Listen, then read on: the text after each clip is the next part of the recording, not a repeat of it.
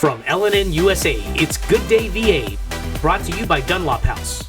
The most rewarding part of my day would be seeing the residents putting a smile on their faces, especially if I have family members come up to me and say, "Oh, my loved one, they said they did this with you and they loved it," and that just makes me feel like I'm making a difference in their lives. My name is Chrissy Roth. I'm the Memory Care Activities Coordinator at Dunlop House. We definitely make a difference in the lives of our residents, and I would encourage anyone to come to Dunlop House and see what we're all about. Dunlop House, more than a house, it's home. Welcome to Good Day VA. I'm Carolyn Day Pruitt. I'm Gdva. I'm Samuel Pugh. We're so glad that you're joining us today. This is our first show in our new format. We've taken the best of LNN News and the best of Good Day VA and combined them into one weekly show to bring you more news, more discussion, and hopefully a little more fun.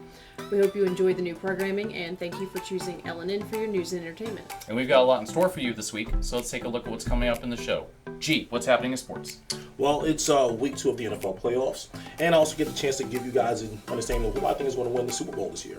What else we got going on, Sam? Well, a recent poll suggests that only 16% of Generation Z, or Zoomers, are proud to live in the United States. So we'll talk about those statistics and dive into why young people feel that way. And our own Chai Gallahan will be joining us here at the table to talk about that beloved Southern dish, barbecue. Join us for all this and more when we return. It's time you heard the best fried chicken doesn't come out of a bucket or a box. You'll find it fresh out of the deep fryers at Breeze Inn. Virginia's finest chicken. Succulent, juicy chicken with a crispy coating. Hungry for more? Try our pulled pork barbecue, real Philly cheesesteaks, and mouth-watering burgers. Home to Virginia's finest chicken. And oh yeah, we've got a convenience store too. Welcome back to Good Day VA. Let's take a look at this week's top headlines. After the parent of a student at Thomas Jefferson High School discovered that her son had not been informed by school officials that he was recognized as a National Merit Student, her investigation into the circumstances revealed that the administration of the school withheld over 1,000 merit award notices, with one school official telling her that he and the principal didn't want to hurt the feelings of those students who weren't named merit scholars. When the parent went public with her story, Governor Glenn Youngkin called on the Commonwealth's Attorney General to launch an investigation into the situation. At this point, 16 different Northern Virginia schools have been tied into the situation, reportedly withholding or delaying merit notifications to students.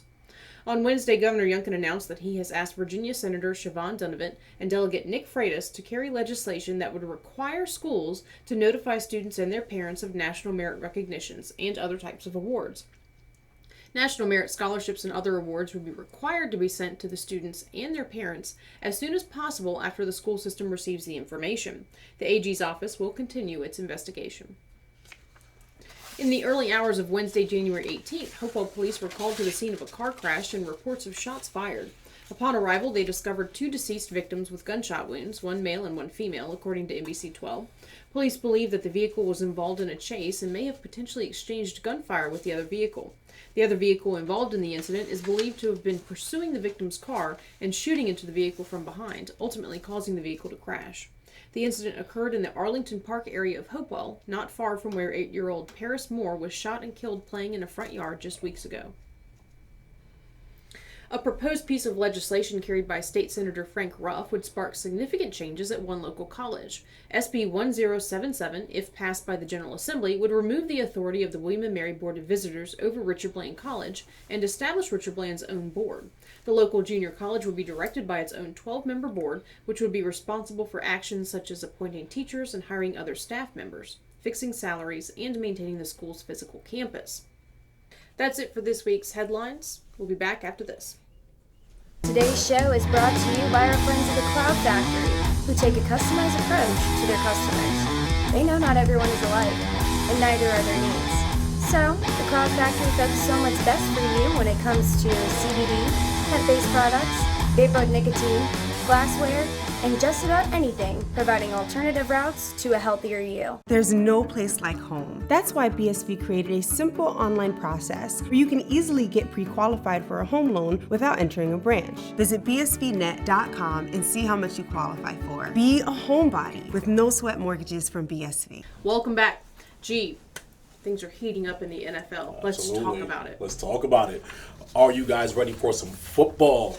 Now, here is my power ranking heading into week 2 of the playoffs, right? Coming in number 1 are the Kansas City Chiefs. Pepper Holmes and those guys are going to be pretty hard to beat. Number 2, the San Francisco 49ers. Number 3, the Eagles. They're coming off of a bye week, so they should be well rested, right? Coming in at number 4 are the Bengals, and number 5 are the Buffalo Bills. 6 through 8 doesn't really matter because I don't think they have a good chance of winning anyway. Now, did you catch any of the games this past week? I did. I watched several of the games. I think I watched a little bit of each game, even if I wasn't able to watch the whole of all of them. Some really interesting games this weekend. I mean, Mr. Irrelevant continues to lead the 49ers. He's I guess doing his thing, huh? I mean, but 41-23 against the Seahawks. And that was a very, very solid win for him and the 49ers. But I think the story here is Trevor Lawrence, the Jags versus the Chargers. They went down 27-0 in the first half, and he ended up bringing them back, winning 31-30. It's a huge comeback. Huge comeback. Now, think about this. He threw 4 interceptions, including a fumble. Most kids in that position are probably going to quit, right? My hat goes off to Trevor Lawrence. That's really, really solid performance from him. He's only in his, second year? He's a young guy. Right. But he did really well. Congratulations to you guys and the Jags. Going into our next game, I want to talk about the Bills and the Dolphins. Now, that was a good game. It was a very good game. But here's why I want to talk about it, because we have a Dolphins fan in the building, and I just want him to know that they actually lost. We're robbed. Our studio producer Craig is a Dolphins fan, and I don't know why, but they're no longer competing for a Super Bowl this year. Think on the Einhorn. Now, it was a fascinating game to watch. I mean, it really, the Bills kind of struggled. The Dolphins were kind of bringing it. Well, I think it was more so about the Bills struggling more than the Dolphins really bringing it, because the Bills did jump out to a 17-0 lead, and they're head and shoulders a much better team than the Dolphins.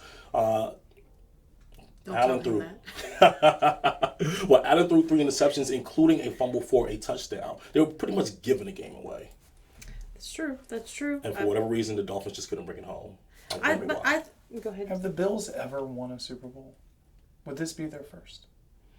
Have they ever? That's a good question. That's a good question. I know they were in every Super Bowl in the 90s and never got it done. Mm-hmm. That would be a cool story. It would be a cool story. I would love to see them win this year. Especially given everything that's happened. I mean, with DeMar Hamlin, and be a great kind of heartwarming story out of sports this year. So. I agree. But I will say, I feel like I'm not going to say every team, because I did watch the Cowboys versus Buccaneers game, but almost every team played their heart out this past weekend. I mean, the Bengals were struggling a little bit against the Ravens too. I mean, Joe Burrows had a bit of a challenge on his hand. He did. In some of those cases, I just don't think that the Bengals came out ready to play, in all honesty. I think they kind of overlooked the Ravens, knowing that they're probably a better team than the Ravens are, and it kind of played out on film, if that makes any sense, But they ended up pulling away with the win, because once again, I do believe that they are a better team than the Ravens actually are.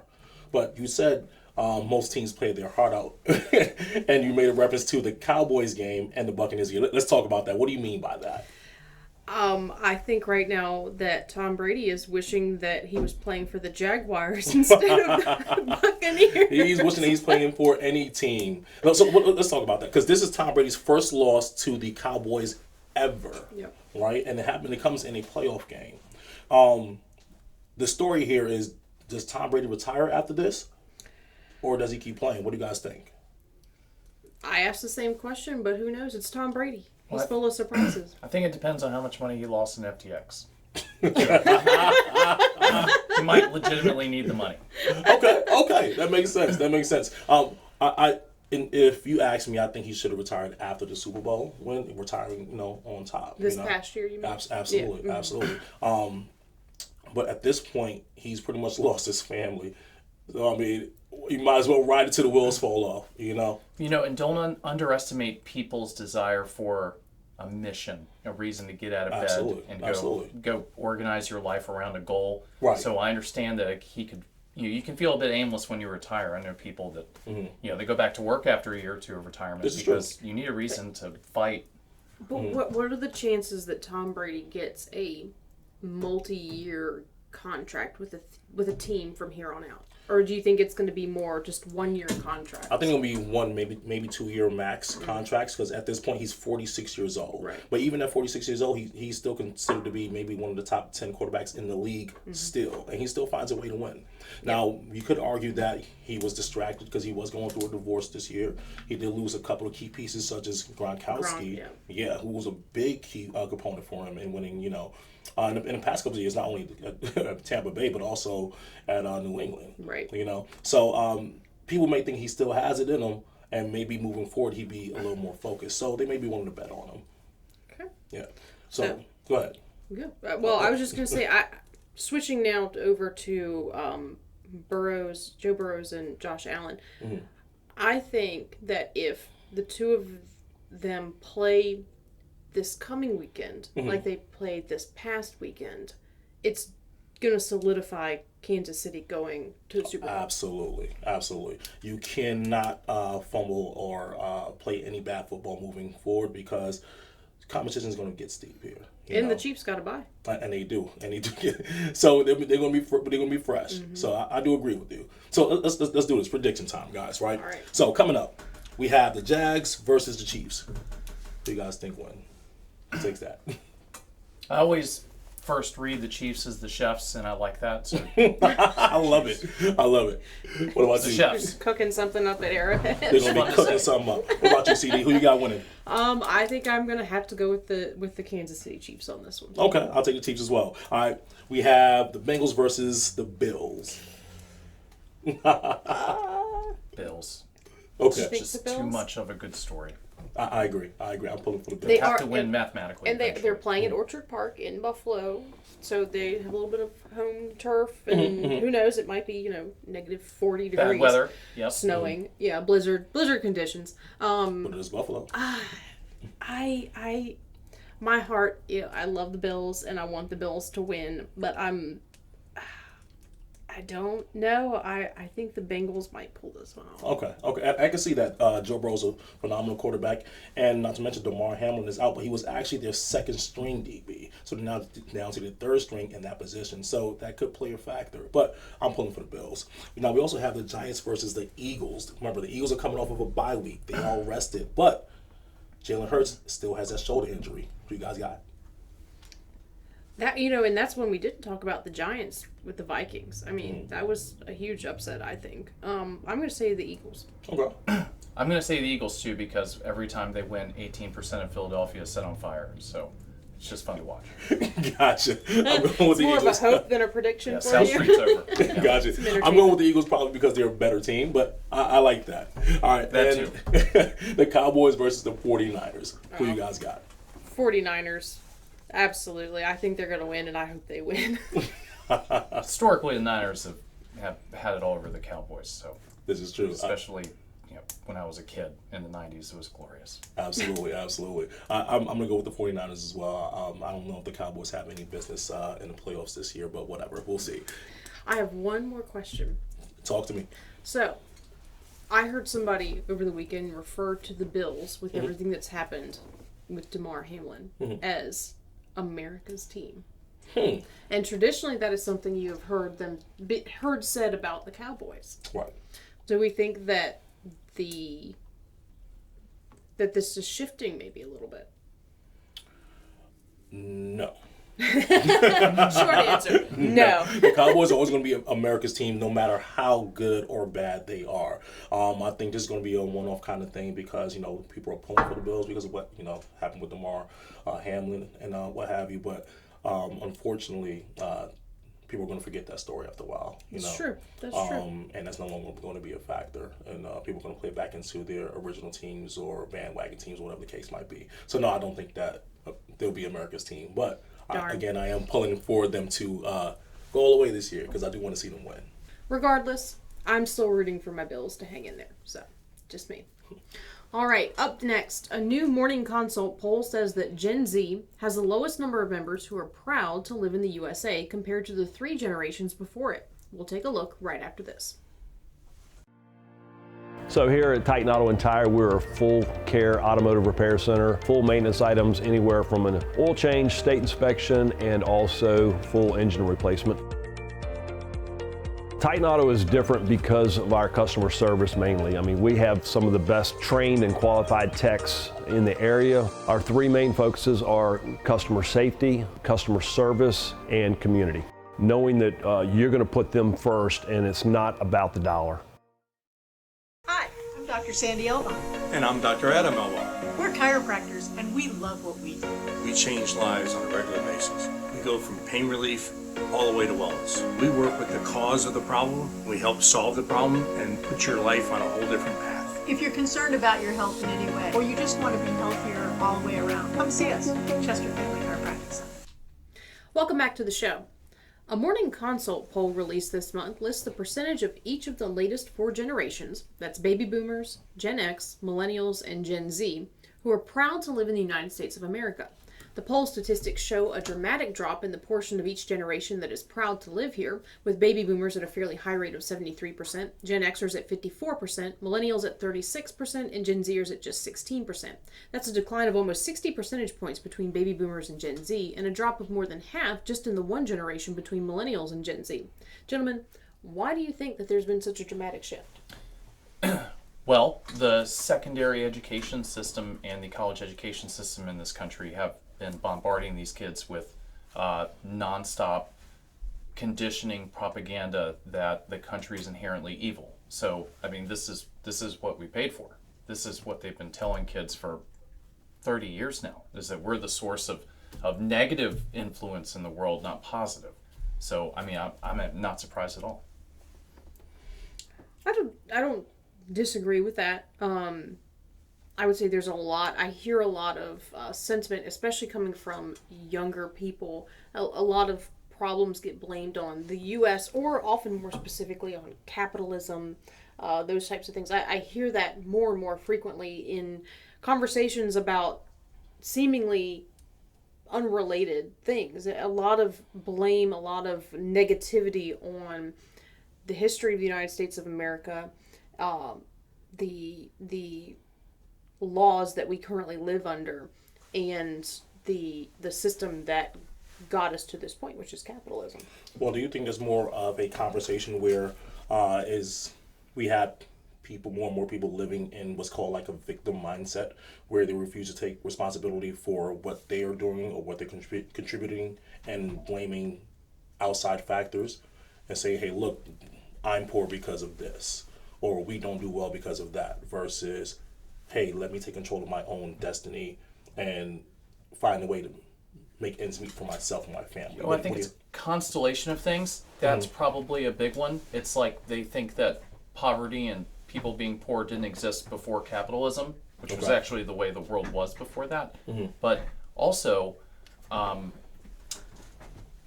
the thing that is shocking to me is their lack of an understanding of history.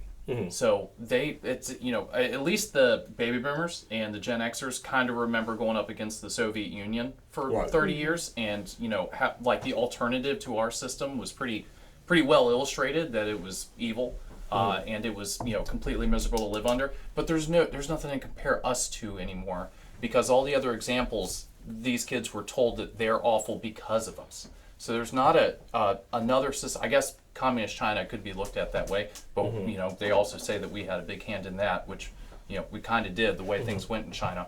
But there's not an alternative to look at and say, okay, we're better than that, which is wild, because this is the greatest time to be alive as a human being.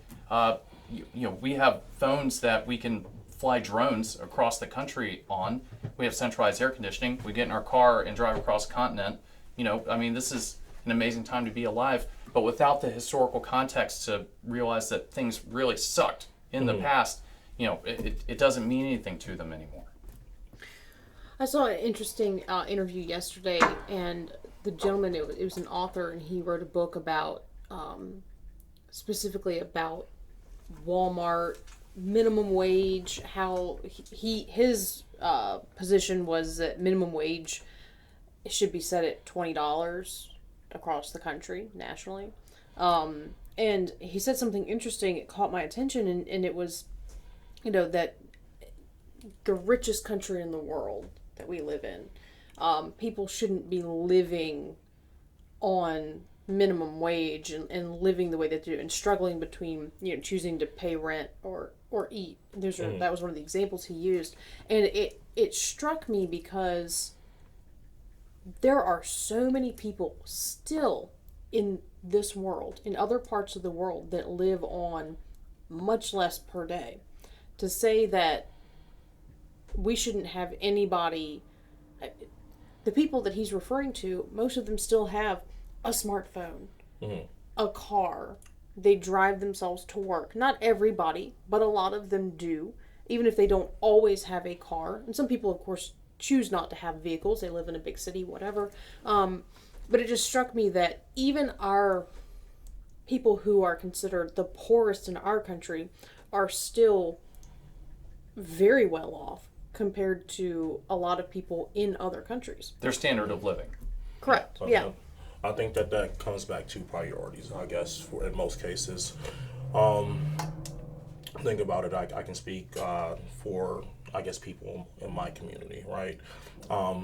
Still living paycheck to paycheck, but Jordans come out, the very first thing they're doing, they get in the line and buying Jordans, right? When the reality is that, you're actually making a decision to buy those Jordans versus paying your light bill, right? You mentioned conditioning, a little bit earlier. Are our priorities here in America, are we backwards, I guess, for lack of better words? Like, what are our focal points, in other countries, maybe, how do I put this, right? In other countries, we have actual poverty in terms of people who truly are struggling, who legitimately don't know what they're going to eat later on today, right? Whereas here, you can file for unemployment, right? You have all sorts of government assistance, right? And based off of what we're watching, what we're being fed, what we're distracted by, that determines what it is we're going to spend our money on, right? Now, we then are put into these situations where we're complaining about these things, but at the end of the day, we're the ones who have our priorities mixed up and we're making poor decisions. Does that play a role in I guess what we're talking about here? Oh, I think it does. I think it's also it's priorities and also expectations. Okay. I was listening to a story the other day, talking about the National School Lunch Program.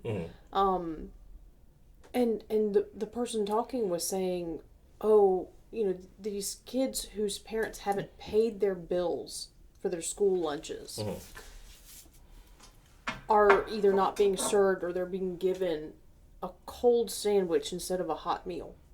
Okay. And my thought was, I rarely had a hot meal for lunch going to school growing up. Sandwiches were the go-to. It wasn't a poor versus rich thing. It was just a convenience thing. Yeah. And what's wrong with a sandwich? I mean, they're kids. I mean, most kids love a peanut butter and jelly sandwich. Usually, now they have Uncrustables. I mean, that's a whole other ball game. But why is it that our standard has become you're not doing well? It's not okay to not have a hot meal for lunch, and a cold meal is bad. I mean, that just stood out to me because it's like an expectation of you need to have a hot meal in order to be well taken care of. You have to have a hot meal for every meal of the day. Why? What's wrong with having a sandwich every once in a while? Well, okay, so let me recenter this back on Z's and their opinions. And here's where I think they have a really good point, is what we have done to them with inflation and how complicated society is now. Well, I think they have a point, because if you're just working a blue-collar job and you have 2 kids and you have to buy a house and you have to pay for 2 cars and 7 insurances and grocery bills, then it's awful right now. It's hard. Like in the 70s, you could get out of high school and go work at a factory and support an entire family, and maybe the mom could stay home. That's completely done now. So we've inflated asset prices so much that we're expecting them to buy the houses from the baby boomers for 4 times what they paid, but incomes have stayed relatively flat over that period. So these kids have gotten a pretty good screw job here. And for us to judge them that they're still living with their parents while we're, why haven't you bought a $400,000 house? Even at $20 an hour, that's not even remotely possible. No. So we've given them institutions that are completely disconnected from them, a failing currency, and a society that, that you have to be extremely above average intelligence to excel in this, because everything's so hard now. I don't disagree with that at all. And I'm not saying they are right, they are wrong. I'm just asking questions here, right? And for clarity, we're talking about not being proud to live in America, right? Or being American. Is that in comparison to other countries, or is that just in general? Right. Just so I can actually help frame this conversation. We definitely went down like a more of an economic path, Right. But there's that whole other side of patriotism, those topics that tie into it. Right. But what's more important to a 22-year-old getting out of college and has $100,000 in student loans?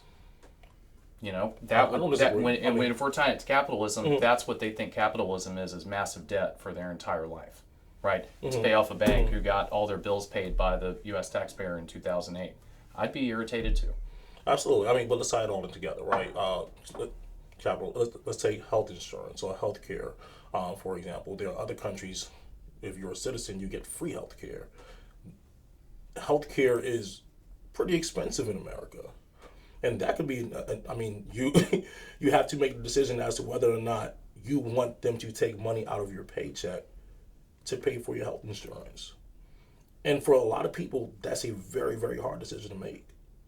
Well, I think as a country, we can't pay for a $900 billion military, trillions of dollars in Social Security, Medicare, and then have universal health care for there's just not enough money for all of these things. So are you saying that Canada has more money than we do, or their priorities different? Well, we spend more on our military than the rest of the world combined, probably by an exponential factor. Why is that? Well, because we're the defenders of the rest of the world. Okay. They rely on us. If something were to happen, Canada would call on us. Yeah. So, or the military-industrial complex, right, has grown so powerful in America that no matter what Congress you elect, we're going to send $800 billion to Northrop Grumman and BAE Systems and Lockheed Martin, and that's just the system we live in now. So we're subsidizing the entire defense industry of the Western world. Okay. And I mean, you can't have both of those things. You can't basically pay for every military company on Earth and promise free health care for 350 million people without collapsing your currency. And it's already collapsing. Absolutely, I agree. So is that a decision? So are we making that decision now?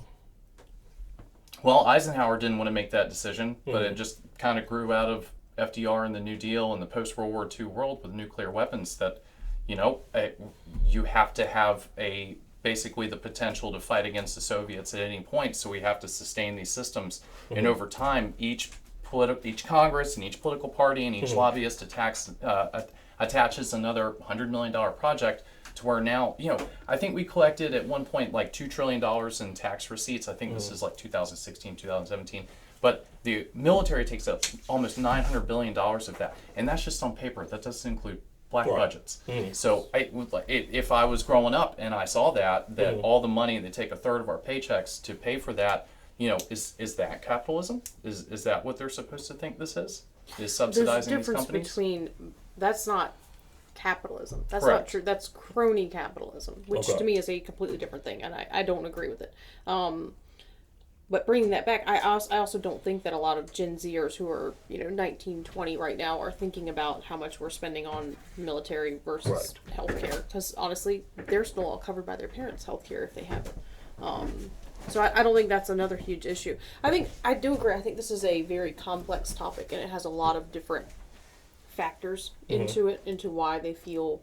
I think out of all that we've talked about, to me, the one that stands out the most is what you said at the very beginning about the school system, education system, the curriculums, all teaching that that the United States is inherently bad based on things that have happened in the past, things that are still happening.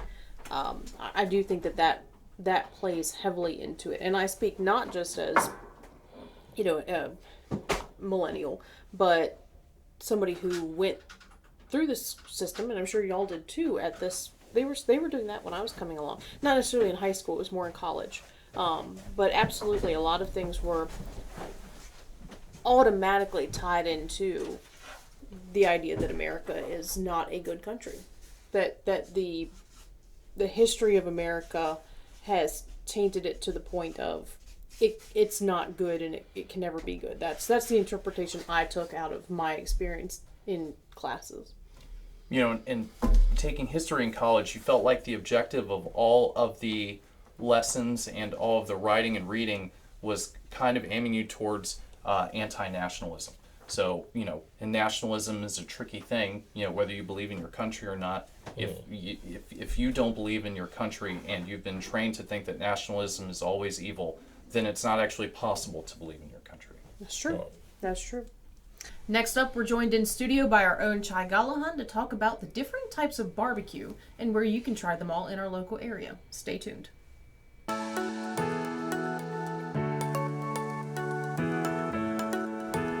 Yes, you can still get haircuts, colors, highlights, waxing services, everything that's going to make you look great right here at the Apothic Company.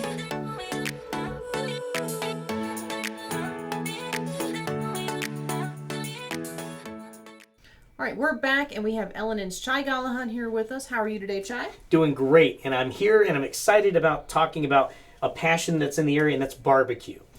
And there are many different kinds of barbecue. Some people say that it originated in Virginia, but that's up for debate. Other people say that the Spanish explorers discovered barbecue techniques in the West Indies and islands in the Caribbean. But American barbecue, a lot of people say that it started right here in the state. That's controversial. That's probably fighting words in some places. It is, because Carolina claims this, and the different areas with their different styles, they claim that they originated true barbecue. Even the spelling of the word barbecue and how it's used is controversial. I don't care how it's spelled, as long as it tastes good. That's what I say. Can you define barbecue, what precisely it is? And see, that's controversial as well, because there are different techniques. Some people say it's not barbecue unless it's smoked. And then other people say, well, you can do a little bit of frying too. And other people say you can do it in your oven. Grilling. And you can grill it. So there are different kinds of techniques and flavors. So the entire barbecue situation can be controversial. So what are some of the different types of styles? I think there's maybe 4 or 5 main types of barbecue that are really popular. So let's talk about what defines those styles. So in my experience, that's a really good question, because there is the sweet barbecue, and it's very tangy and there's a lot of sugar in it. Then there's the vinegary barbecue. Carolina even has at least 2, maybe 3 different kinds of vinegary barbecue. Okay. And then there's just good old-fashioned Virginia. But along with the sugary and the sweets and the vinegary, you've got your smoky barbecues. And they're interesting too. And there's all different kinds of combinations of smoky mixed with vinegary and sweet. And again, I believe there's also a mayonnaise-based barbecue and a mustard-based barbecue. What's your favorite, Chai? What's your favorite kind of barbecue? I'm not going to cop out, but I do love all the different kinds of barbecue. There's not a kind of barbecue that I really don't like, but I'd have to say, if I had to choose one, I'd go for the Carolina mustard barbecue. There's something about it, absolutely stunning. Where do you get that from? And I guess in this area, I mean, what are some of the better barbecue places to shop at or eat at? There are a lot of barbecue places, G. And King's Barbecue right here in Petersburg on Crater Road is an amazing place, and they offer a variety of sauces. K&L Barbecue in Hopewell. Carolina style. Is it Carolina? King's Carolina style barbecue. I thought they had 2 different kinds, but it's been a while since I've been there. But K&L Barbecue is really good too. Mission Barbecue, which just opened in Colonial Heights, is good. Right. So in Prince George Barbecue. So we're surrounded by a cluster. And Saucy's in Old Town. Saucy's in Old Town and in Hopewell. There's a plethora. If you want a mustard style sauce, if you go to Corner Market Barbecue in Dinwiddie, they offer the option of either that golden mustard sauce or the very Eastern Carolina thin, runny, almost clear vinegar-based sauce. And I will tell you, my secret is to get both and put them both on your barbecue. I end up doing that. I mix mine together too. What I want to know is what prison serves mayonnaise barbecue. That is What crime do I have to commit? That is an Try that. Alabama tradition. That is Alabama style Has barbecue. anyone tried mayonnaise based? I've never even It seen doesn't even it. sound good. It's terrifying. I bought it because it was unique looking and the sauces were there arrayed together. And I thought, well, it's worth trying, but I haven't actually used it yet because it is Because a you're little scared. It's strange. okay. It's okay. I'd rather be barbecue. What color is the sauce? It's white. It looks like Wow. mayonnaise. Yeah. And it's worth. I think it's Awful. worth trying. But that's one thing I love about barbecue is it's like a frontier of exploration for your taste buds And hate. and hate. But I enjoy Texas can be a little controversial. I personally, growing up in Virginia, eating Carolina style barbecue, I don't agree that Texas barbecue is barbecue. Brisket is not barbecue. That's in right. my opinion. The Texans insist that brisket is the true barbecue. Yeah. No, I don't know. And the whole dry rub, several places, several different traditions use a dry rub instead of a sauce. And I don't know. I don't know about that. I've noticed that some places will smoke or grill their barbecue with a dry rub, and then once you get it on your plate, they'll have a sauce that you can add as much as you like. And I have to say, though, I've been to Saucy's, and I've tried their brisket. And I've been to the Saucy's in Petersburg and in Hopewell. And I have to say, their brisket's really well done. Now, what about sides? Because that's also a controversial topic. Barbecue sides. Because, coleslaw on top of barbecue is heaven. So. Oh, yes. A pulled pork barbecue sandwich with coleslaw on top of it. Oh, yeah. But that is controversial. Even coleslaw is controversial. Some people like the vinegary-based coleslaw. Some people like to add mayonnaise in it. So even the coleslaw itself has different varieties. And is it cornbread that you prefer, or biscuits, or hush puppies? This is so confusing. Well, that's why I think stuck to McDonald's. Yeah, McRib. Yes, there we go. In Memphis style tradition, they have something called Memphis barbecue spaghetti. What? It is a spaghetti with a barbecue. They mix Based barbecue sauce into their spaghetti sauce, and that's what they serve on the side. Wait till the mafia hears about this. Your barbecue's dead to me. I like it, John. I like it. So, have you guys tried some of the barbecue? Have you guys tried some of the barbecue restaurants in the area? And if so, what are some of your favorites? I happen to love every one of them that I've been to. I'm not copping out, but everyone has That's something a cop that out. shines. That's like Is that a telling your cop wife, out? I love All right. everyone. No. If I it's had to cop pick out. one, right now, at this moment, I would say K&L. Okay. So more of a Carolina style. What about you? Well, I grew up on King's barbecue. Fantastic. A lot of But people. Saucy's has got my number right now. Oh, I can see that. G? If it's not the McRib, I go with Saucy's as well. And see, I also grew up eating King's, and I love King's Carolina style barbecue. But I also rank right up there at Corner Market. I'm a big fan of their barbecue, and especially the sauces with the, I don't know, something about that mustard based sauce. It's just that's my number. And the cool part is that I think it reflects like people's culture, right? Because obviously in North Carolina we had lots of pigs, so we developed pig-based barbecue, and then in Texas they have a lot of cows, so their Makes barbecue sense. is going to be brisket. Yeah. And then like what spices are popular and eventually makes it up into there. So it's kind of a mosaic of your culture. Sure, even Kentucky- smoke. that In makes Kentucky, sense. they have they use mutton a lot of times, and they'll use Worcestershire sauce base for their sauces. Probably because there's a like really heavy Welsh Scottish influence on culture there, and that's what they ate in England. And throughout the South, there's even barbecued chicken, which is slowly smoked and everything, and it's real tender right off the bone. Delicious. That's amazing. All right, very good. Well, I think that I'm hungry now. Is it want a lunchtime McRib. yet? we're hungry now. Yes. Did you bring any barbecue with us? With I you should today? have, just to have it sitting in front of us to tantalize us with the smells and the No, aromas. No, we we're gonna gotta actually eat it. That's right. We're gonna actually eat it, Chai. For display purposes only. All right. Well, thank you for joining us, Chai. Thank you also to all of our viewers for joining us today. If you want to be notified when our new videos drop every Friday evening, be sure to click the subscribe button and also click the notification bell. When Good Day VA returns, we'll go off the charts.